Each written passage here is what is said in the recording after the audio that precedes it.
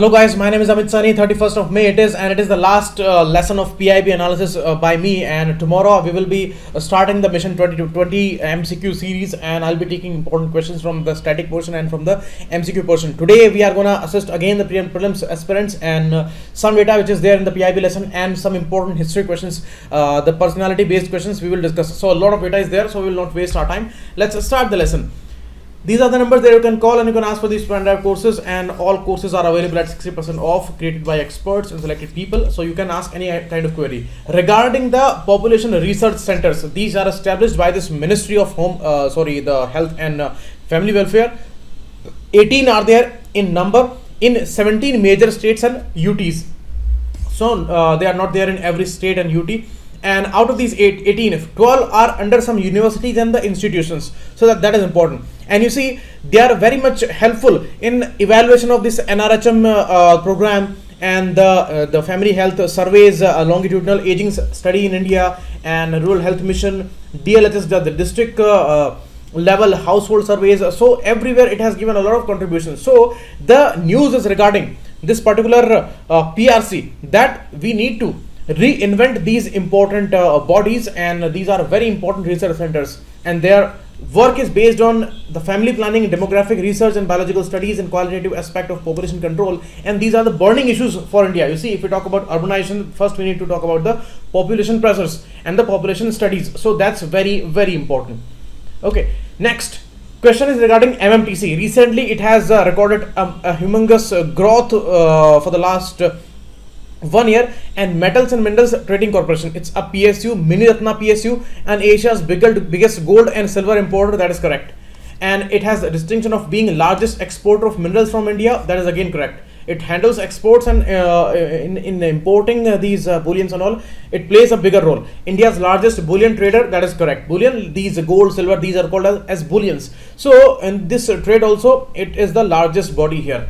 Okay, so D all would be the correct answer here if you go with the Wikipedia data. Before that, the PIB data which is appearing today, that the profit after tax increased by 67% if we compare the last year's data.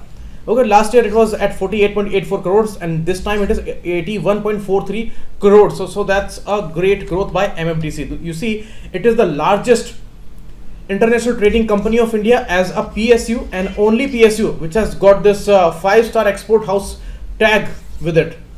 And there are two important highest foreign exchange earner for India. One is the petroleum refinery products and these companies who are exporting these items. Second is the MMTC, who is exporting all these important industry metals, agricultural fertilizers, coal, iron ore, and it is handling the exports of primary and secondary both products. So that's important. And MMTC, established in 1958, and a very important PSU, that's a Mini Ratna company. So that's important.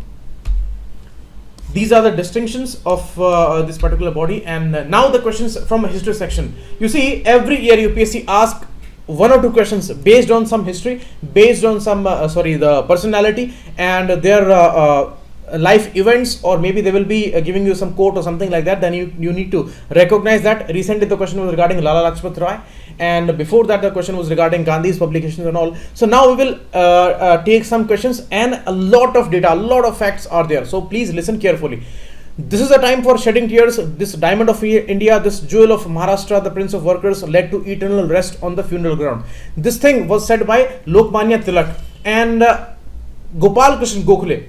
For this person, he was talking these things, and you see, they both were lifelong rivals. But in the later life, they both struggled with their health. They both were diabetic patients. They both came from Maharashtra, the Chitpavan Brahmins. They got their studies from that Ferguson College. They graduated from there, and many things were similar for both of them. But the ideologies were totally different.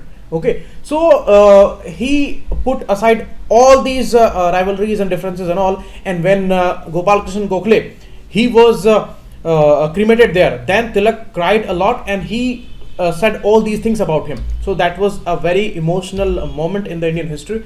And you see, Gokhale studied in Rajaram College in Kolhapur, being one of the first generations of Indians to receive a university education.